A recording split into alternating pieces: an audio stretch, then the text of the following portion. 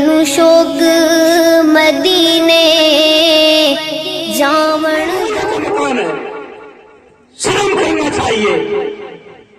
तुम 1-1 लाख रुपए खर्च कर देते हो, 20-20 हजार रुपए तुम नजराने में देके मौलवियों को विदा कर देते हो। तुमने तमाशा बना रखा है मौलवियों का, तुम मंडी लगाते हो। तुमने समझा क्या है? मौलवी भिंडी एक तोरी की तरह तुम खरीद लेते हो 20-20 हजार में।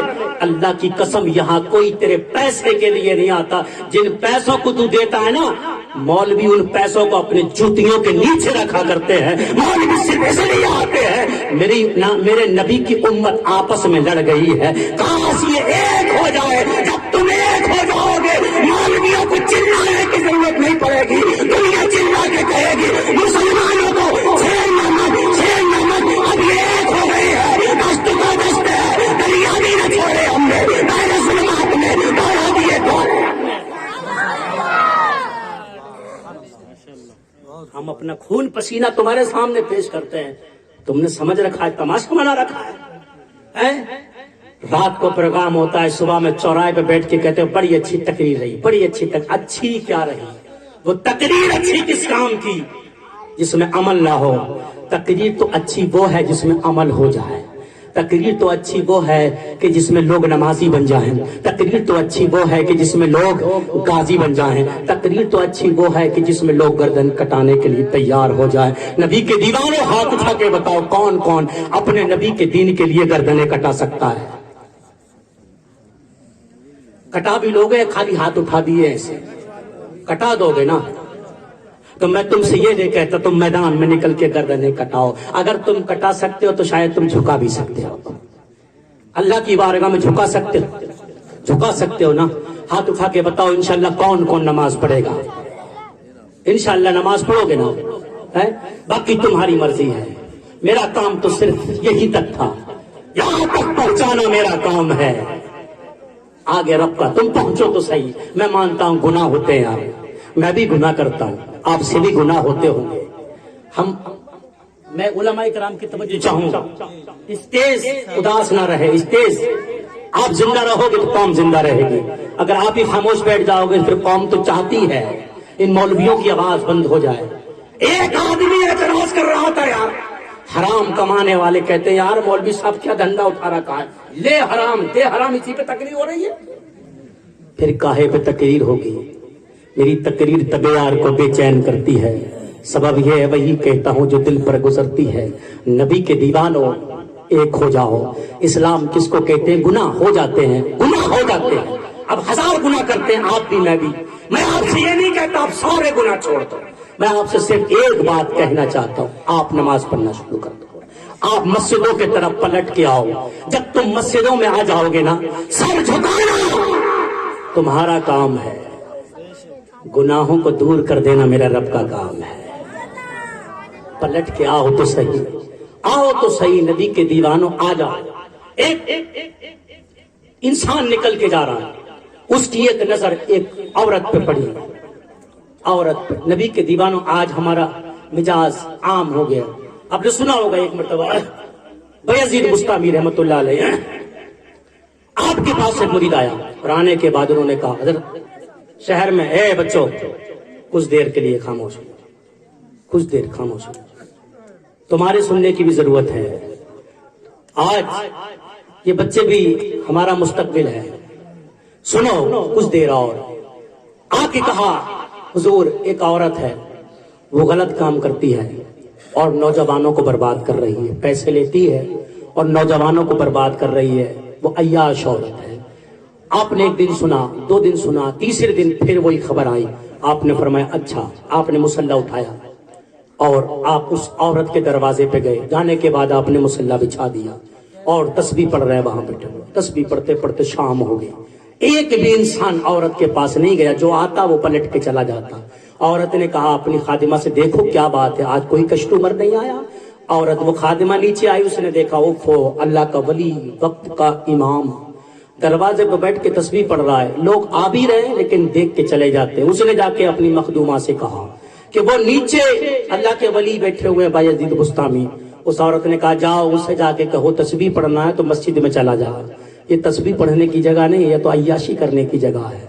وہ نیچے آئی, اس نے آ کے وہی الفاظ دہرائے. آپ نے فرمایا یہ بتا جس کے یہاں تو نوکری کرتی ہے ایک رات کے کتنے روپے لیتی ہے؟ اس نے کہا 200 روپے لیتی ہے.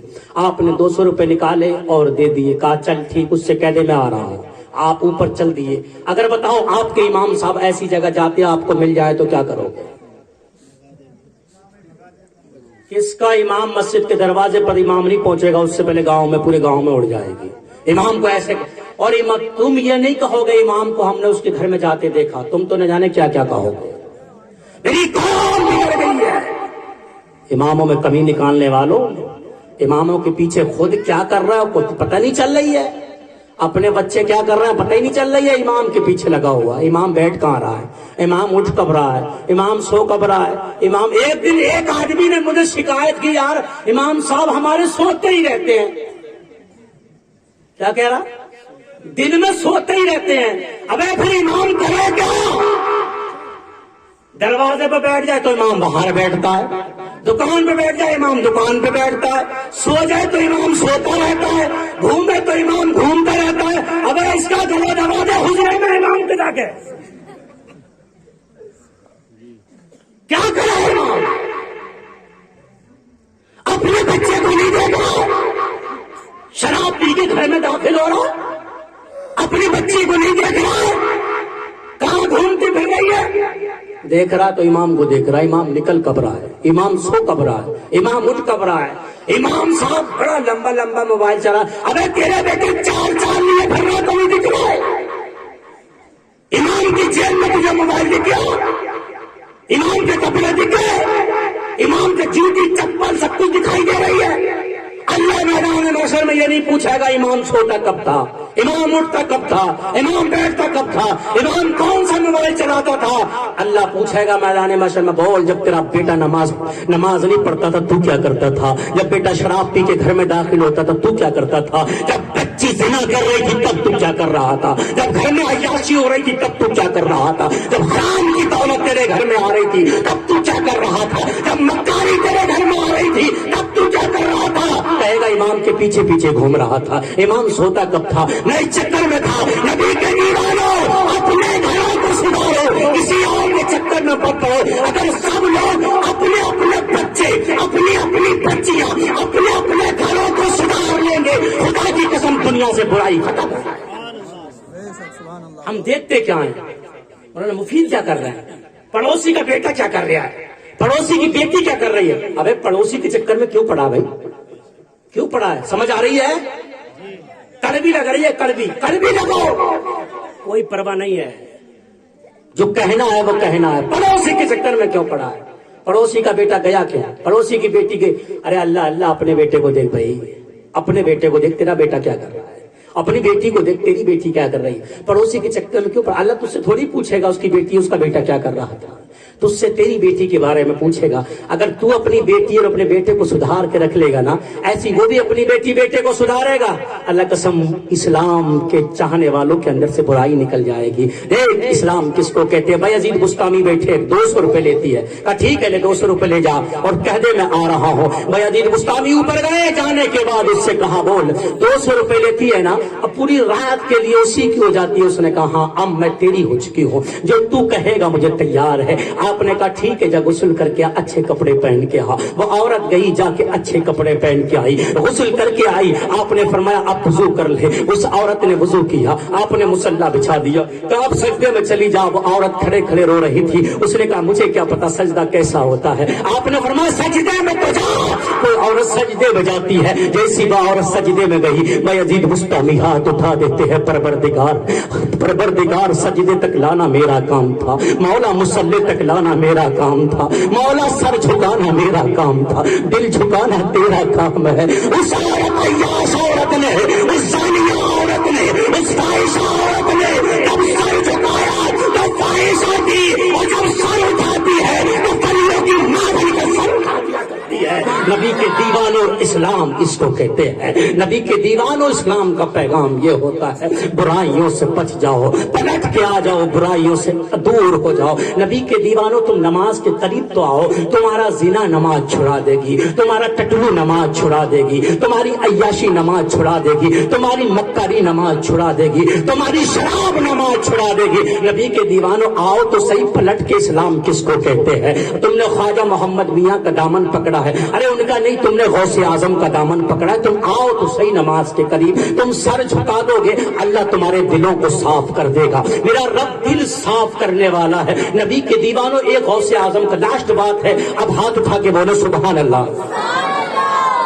مجھے مزہ نہیں ہے, آواز تھوڑی کم آ رہی ہے, آپ زور سے بولو سبحان اللہ. غوث اعظم کا ایک مجمع چل رہا تھا, آپ بیان فرما رہے تھے, ایک آدمی آیا اور آنے کے بعد اس نے کہا حضور میں آپ کا مرید ہونا چاہتا ہوں. غوث اعظم نے فرمایا لے پکڑ لے دامن. اس نے جیسی غوث اعظم نے دامن اس کی طرف کیا تو اس نے ہاتھ کھینچ لیے اور اس نے کہا حضور میری 2 شرطیں ہیں. کیا کہا؟ اونچا بولا, ارے تھوڑا اونچا بولا, ایسا لگ رہا ہے ڈر لگ رہا ہے نا, ڈر لگ رہا ہے. نہیں, ایک چیز ہمیشہ یاد رکھنا, ہم کسی پارٹی کے پیچھے نہیں ہیں, ہم کسی پارٹی کے پیچھے نہیں ہیں. ابھی میں آ رہا تھا تمہارے گاؤں میں, ایک آدمی نے مجھ سے کہا کہ یار جب ہماری سرکار آ جائے گی نا تب دیکھیں گے. ہماری سرکار ہی کون سی ہے, ہماری سرکار تو مدینے سے چلتی ہے نا, چلتی ہے کہ نہیں چلتی ہے. ہم کسی پارٹی کے پیچھے نہیں. ہندوستان میرے راجا کا ہے, ہندوستان میرے کس کا ہے؟ اور خواجہ یاد رہو روحانی سلطنت چلتی ہے. ایک دن شاہ عبد العزیز محدث دہلوی رحمۃ اللہ علیہ کے مرید پڑھ رہے تھے, بیٹھے ہوئے سامنے پڑھ رہے تھے, تو مرید ایک شاگرد نے کہا حضور ابھی دہلی میں نا, دہلی میں چمن نہیں ہے, زیادہ گڑبڑ زیادہ چل رہی ہے, کچھ اچھا معاملہ ماحول نہیں ہے. آپ نے فرمایا جو دہلی کا بادشاہ ہے نا وہ بڑا نرم مزاج ہے, بڑا نرم مزاج. آپ نے فرمایا حضور وہ کہاں ملے گا؟ کہا قطب روڈ پہ تربوز بیچ رہا ہے. کیا؟ قطب روڈ پہ تربوز بیچ رہا ہے. وہ شاگرد گیا, جانے کے بعد اس نے دیکھا ہاں وہ حضرت تربوز کیسے دیے ہیں؟ آپ نے کہا 5 روپے کا ایک ہے. کہا کھا کے دیکھوں؟ کہا ایک پھوڑا کھایا, ارے یہ تو میٹھا نہیں ہے, پھینک دیا. دوسرا پھوڑا, تیسرا پھوڑا, کئی 20 تربوز بگاڑے اور کہا اچھے نہیں ہے, چھوڑ کے چلا گیا. آپ بولے کوئی بات نہیں, کہیں اور سے لے لے.